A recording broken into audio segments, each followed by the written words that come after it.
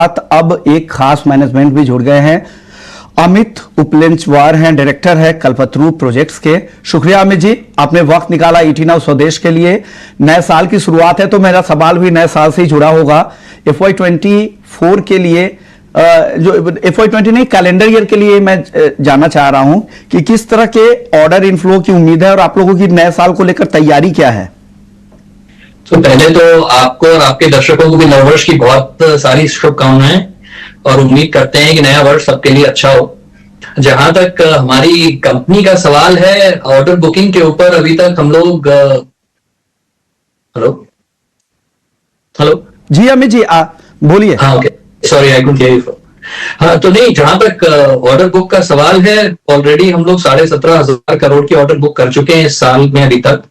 और साल के एंड तक हम लोगों ने सोचा था 26,000 करोड़ की लगभग ऑर्डर बुकिंग करेंगे। और हमारी जो आज की L1 की पोजीशन है और टेंडर्स की पाइपलाइन देखते हुए हम 100% कॉन्फिडेंट हैं कि 26,000 करोड़ की ऑर्डर बुक हम लोग इस साल के एंड तक जरूर कर लेंगे।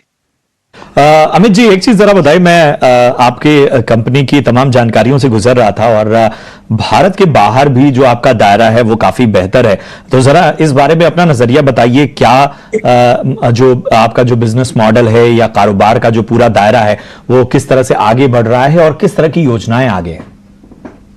देखिए, हम लोगों की, अगर आप कल्पतरू को फॉलो कर रहे हैं, अगर आप देख रहे होंगे हमको, हमारी ओवरसीज की जो जर्नी थी वो आज से नहीं बल्कि 30-40 सालों से चल रही है। और आज हम लोग 70 से ज्यादा देशों में अपने आप को एस्टैब्लिश कर चुके हैं by way of either supply or by way of project execution. और किसी भी टाइम 35 से 40 कंट्रीज में हम लोगों का काम चलता है। तो हम लोग किसी भी एक कंट्री को डेवलप करने से पहले उसमें उसकी काफी स्टडी करते हैं, पॉलिटिकल लेवल पे, मैक्रो इकोनॉमिक लेवल पे, माइक्रो इकोनॉमिक इंडिकेटर्स को हम लोग स्टडी करते हैं। और उसके बाद हम लोग, चूंकि एक बहुत ही risk averse in the sense की बैलेंस शीट हमारे लिए बहुत इंपॉर्टेंट है, तो हम लोग वो सारे रिस्क को फैक्टर करते हुए एंटर करते हैं किसी भी नई कंट्री में। एंड देन उम्मीद यही रहती है कि उस कंट्री में हम अपने बाकी सारे सेगमेंट्स को भी अंदर लेके जाएं। आपको मैं एक एग्जाम्पल के तौर पे बताता हूं। हमने आज से 2 साल पहले मालदीव्स में हाउसिंग प्रोजेक्ट के थ्रू एंट्री करी थी। वो उस वक्त का मालदीव्स का सबसे बड़ा हाउसिंग प्रोजेक्ट था और उसको सक्सेसफुली ऑलमोस्ट हम एग्जीक्यूट कर चुके हैं कई हद तक। वो प्रोजेक्ट अगले साल तक हैंडओवर भी हो जाएगा 100% तरीके से। तो हमने उसके बाद जब वहां पे एग्जीक्यूशन की स्ट्रेंथ एस्टैब्लिश करने के बाद हमने वहां पे वाटर सप्लाई सिस्टम्स लिए, हमने वहां पे EPC ग्रीनफील्ड एयरपोर्ट लिया, तो स्लोली हमारे सारे सेगमेंट्स को हम मालदीव्स ले गए। यही हमने लैटिन अमेरिका में किया हमारे ट्रांसमिशन लाइन के साथ। हमने पहले वहां टावर सप्लाई किए, फिर हमने वहां पे EPC प्रोजेक्ट्स लिए, फिर हमने वहां पे कंपनी खरीदी ब्राजील में जाके जो हमारी 100% सब्सिडरी है, और उसके थ्रू अब हम पूरे लैटिन अमेरिकन कॉन्टिनेंट को स्कोप कर रहे हैं।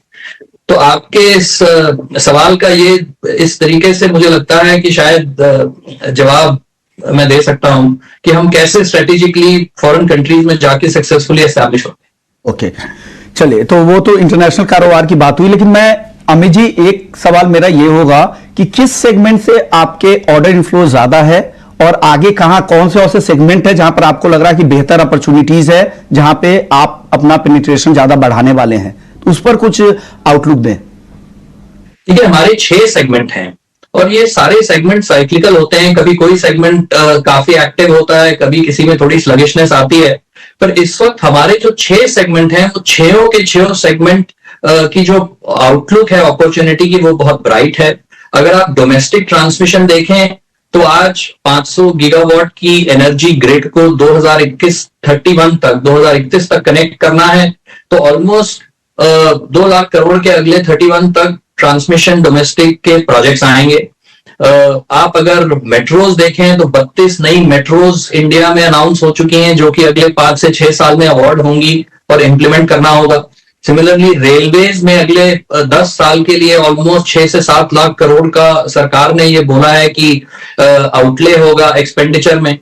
अगर आप बैंकिंग देखें तो इस वक्त 10 साल का नया रिकॉर्ड तोड़ा है। बैंकों ने 3.5 लाख करोड़ प्राइवेट सेक्टर को केपेक्स के लिए लोन फॉरवर्ड किए हैं, जिसका डायरेक्ट बेनिफिट होगा कि आपकी जो बिल्डिंग में तेजी है, फैक्ट्रीज में तेजी है, पीएलआई के तहत बहुत सारे सेक्टर्स में बहुत बड़े बड़े प्लांट लग रहे हैं, तो उस सब का हम लोगों को बेनिफिट मिलेगा, क्योंकि हमारा बिल्डिंग एंड फैक्ट्रीज का जो सेगमेंट है वो बहुत रोबस्ट तरीके से ग्रो कर रहा है और सामने आउटलुक भी बहुत अच्छी लग रही है।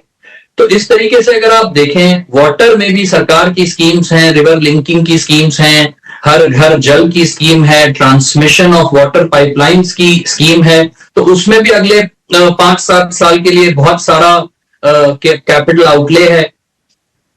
ऑयल एंड गैस में अब हम लोग मिडिल ईस्ट और अफ्रीका में बहुत एस्टैब्लिश हो चुके हैं। वहां पे कंपनी को प्रोजेक्ट जीतने से पहले क्वालिफाई होने के लिए बहुत लंबा प्रोसेस होता है।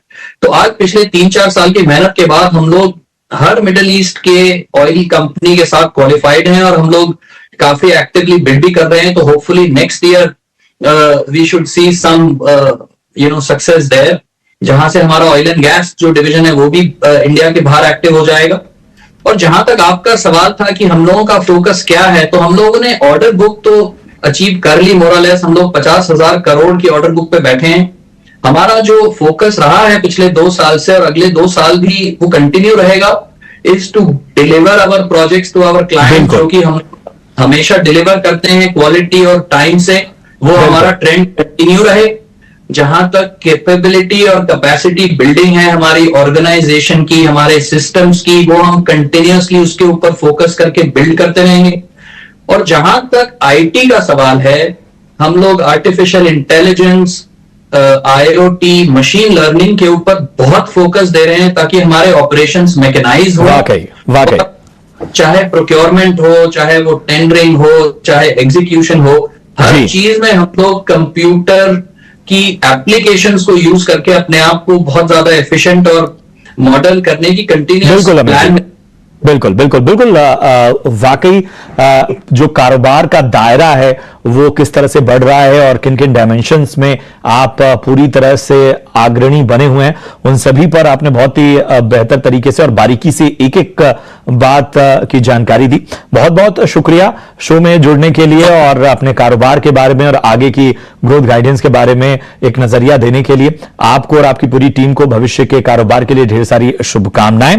तो ये थे कल्पतरू प्रोजेक्ट्स इंटरनेशनल के डायरेक्टर अमित जी हमारे साथ जुड़े हुए थे।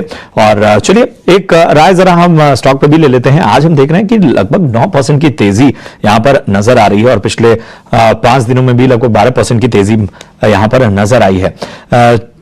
सोनी जी, कल्पतरू प्रोजेक्ट्स जरा बताइए कैसा लग रहा है आपको?